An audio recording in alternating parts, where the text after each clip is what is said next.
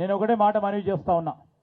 మన ప్రణాళిక రాబోయే తెలంగాణ రైజింగ్లో 2047లో ఏ విధమైన విద్యుత్ అవసరాలు ఉన్నాయో దానికి అనుగుణంగా మన ప్రణాళిక సిద్ధం చేసుకొని ముందుకెళ్లే కార్యాచరణ తీసుకుంటున్న తరుణంలో మీరు కూడా చురుకుగా పనిచేయండి. మనం ఈరోజు వినియోగదారులకి వారికి సంబంధించిన అవసరాలను దృష్టిలో పెట్టుకొని ఆ రోజు మేము కాంగ్రెస్ పార్టీకి సంబంధించిన మా కార్యకర్త నాయకుడు సోదరుడు ఇంటింటికి వెళ్ళి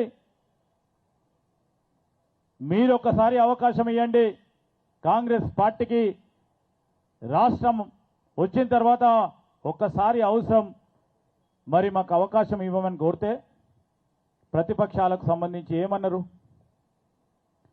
విద్యుతే ఉండదు, కాంగ్రెస్ వస్తే కరెంట్ ఉండదు చూడు అన్నారు.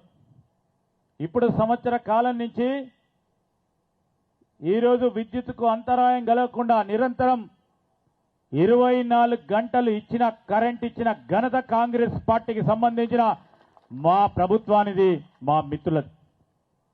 దానికి తోడేం చేసినాం?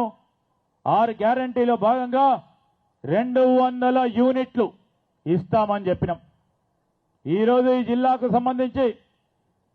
జిల్లాకు సంబంధించి నేను మాట్లాడుతా ఉన్నా.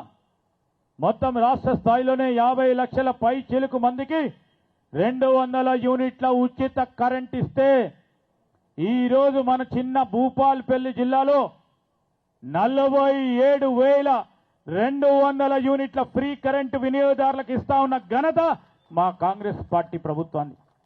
మేము ఎందుకు చెప్తా ఉన్నాం అంటే ఒక ఆలోచనతో, ఒక లక్ష్యంతో, పేదవారికి అండగా ఉండాలనే ఒక ఆలోచనతో విద్యుత్ అంతరాయం కలగకుండా విద్యుత్ 24 గంటలకు సంబంధించి ఒక పక్కన 200 యూనిట్ల కరెంట్ ఇచ్చినప్పుడు కూడా మీరు చూసిండ్రు ప్రతిపక్షాలకు సంబంధించి ఇది 2 రోజులే నడుస్తుంది, 200 యూనిట్లు అన్నారు. సంవత్సరం మనం ఉగాది సందర్భంలో మొదలు పెట్టుకున్నాం.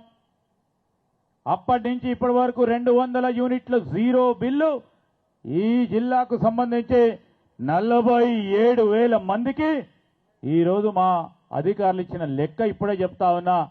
47,000 మంది సంబంధించిన వారికి 200 యూనిట్లకు సంబంధించి జీరో బిల్లు ఇస్తున్నాం.